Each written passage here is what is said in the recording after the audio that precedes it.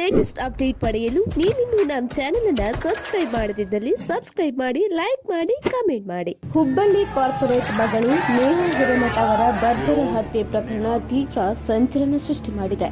ಚಾಕುವಿನಿಂದ 10 ಬಾರಿ ಇರಿದು ಕೊಂದ ಆರೋಪಿ ಫಯಾಜ್ ವಿರುದ್ಧ ಭಾರೀ ಆಕ್ರೋಶ ವ್ಯಕ್ತವಾಗಿದೆ. ಸೋಷಿಯಲ್ ಮೀಡಿಯಾದಲ್ಲಿ ಜಸ್ಟಿಸ್ ಫಾರ್ ನೇಹಾ ಅನ್ನೋ ಟ್ರೆಂಡಿಂಗ್ ಆಗಿದ್ದು, ಕೊಲೆಗಾರನ ಮೇಲೆ ನೆಟ್ಟಿಗರು ಕೆಂಡ ಕಾಡ್ತಾ ಇದ್ದಾರೆ. ಗುರುವಾರ ಏಪ್ರಿಲ್ 18ರಂದು ಮಧ್ಯಾಹ್ನ ಹುಬ್ಬಳ್ಳಿಯ ಬಿವಿಬಿ ಕಾಲೇಜು ಆವರಣದಲ್ಲಿ ಹುಬ್ಬಳ್ಳಿ ಧಾರವಾಡ ಮಹಾನಗರ ಪಾಲಿಕೆ ಸದಸ್ಯ ನಿರಂಜನ್ ಹಿರೇಮಠ ಅವರ ಪುತ್ರಿ ವಿದ್ಯಾರ್ಥಿನಿ ನೇಹಾ ಕೊಲೆಯಾಗಿದೆ.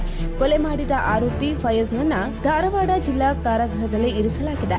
ಇನ್ನು ಆರೋಪಿ ಫಯಾಜ್ ಕಾರಾಗೃಹ ಸಿಬ್ಬಂದಿ ಎದುರು ಕೊಲೆ ಕಾರಣವನ್ನು ಕೂಡ ಬಾಯ್ಬಿಟ್ಟಿದ್ದಾನೆ. ಇದರ ಬೆನ್ನಲ್ಲೇ ಘಟನೆಗೆ ರಾಜಕೀಯ ಬಣ್ಣ ಮತ್ತು ಲವ್ ಜಿಹಾದ್ ಬಣ್ಣ ಮೆತ್ತಿಕೊಂಡಿದೆ. ಇನ್ನು ನೇಹಾ ತಂದೆ ನಿರಂಜನ್ ಈಗ ಮತ್ತೊಂದು ಶಾಕಿಂಗ್ ಹೇಳಿಕೆಯನ್ನು ನೀಡಿದ್ದಾರೆ. ಆರೋಪಿ ಫಯಾಜ್ ನಿಮ್ಮ ಮಗಳನ್ನ ಪ್ರೀತಿಸ್ತೇನೆ, ಆಕೆಯನ್ನ ನನಗೆ ಮದುವೆ ಮಾಡಿಕೊಡಿ, ನಾನ್ ಬೇಕಾದ್ರೆ ನಿಮ್ಮ ಸಮಾಜಕ್ಕೆ ಕನ್ವರ್ಟ್ ಆಗ್ತಾನೆ ಅಂತ ಹೇಳಿದ್ದ. ಆದ್ರೆ ನಮ್ಮ ಸಮಾಜದಲ್ಲಿ ಹೀಗೆ ಇರುವಂತಿಲ್ಲ, ನೀವು ಬೆಸ್ಟ್ ಫ್ರೆಂಡ್ಸ್, ಆತನಿಗೆ ಅಂತ ಭವಿಷ್ಯ ನೋಡ್ಕೋ ಅಂತ ನಾನು ಹೇಳಿದೆ. ಒನ್ ಸೈಡ್ ಲವ್ ಇರೋದ್ರಿಂದ ಎಲ್ಲರಿಗೂ ಬೆದರಿಕೆ ಹಾಕಿದ್ದ. ಇನ್ನು ನೇಹಾಳನ್ನು ತನ್ನ ಬುಟ್ಟಿಗೆ ಹಾಕಿಕೊಳ್ಬೇಕಂತ ನೋಡಿದ್ದಾನೆ. ಫಯಾಜ್ಗೆ ಅವರ ತಾಯಿ ಹಾಗೂ ಅವರ ಸಹೋದರಿ ಕೂಡ ಪ್ರಚೋದನೆ ಕೊಟ್ಟಿದ್ದಾರೆ. ಗುರುವಾರ ಸಾಯಂಕಾಲ 6 ಗಂಟೆಗೆ ಸರ್ ಹೋಗ್ತಾ ಇದ್ರು. ಅಲ್ಲಿವರೆಗೂ ನನಗೆ ಏನು ಗೊತ್ತಿರಲಿಲ್ಲ ಸರ್. ಯಾರು ಫೋನ್ ಮಾಡಿದ್ರು? ಫೋನ್ ಮಾಡಿದ್ರು ಸರ್. ನಮ್ಮ ಪರಿಚಯದವ್ರೆ.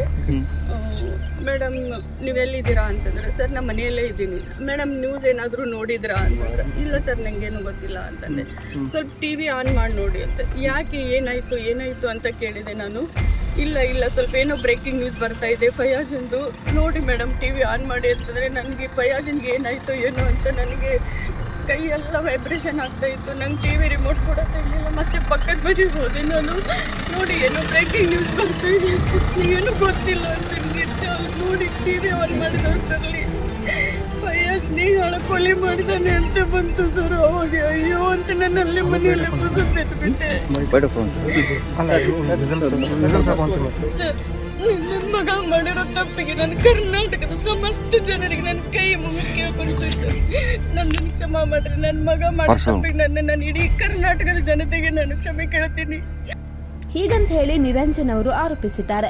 ಈ ನಡುವೆ ಮದುವೆ ವಿಚಾರವಾಗಿ ಸಂಬಂಧಿಕರೊಬ್ಬರ ಬಳಿ ನೇಹಾ ಮಾತನಾಡಿರುವ ವಾಟ್ಸ್ಆಪ್ ಚಾಟ್ ಸೋಷಿಯಲ್ ಮೀಡಿಯಾದಲ್ಲಿ ಬಹಳಷ್ಟು ವೈರಲ್ ಆಗಿದೆ.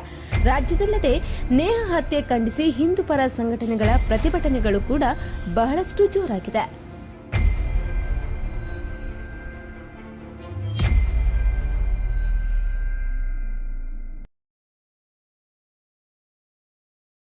ಮತ್ತಷ್ಟು ಲೇಟೆಸ್ಟ್ ಅಪ್ಡೇಟ್ ಪಡೆಯಲು ನೀವಿನ್ನು ನಮ್ಮ ಚಾನೆಲ್ ಅನ್ನು ಸಬ್ಸ್ಕ್ರೈಬ್ ಮಾಡದಿದ್ದಲ್ಲಿ ಸಬ್ಸ್ಕ್ರೈಬ್ ಮಾಡಿ, ಲೈಕ್ ಮಾಡಿ, ಕಮೆಂಟ್ ಮಾಡಿ.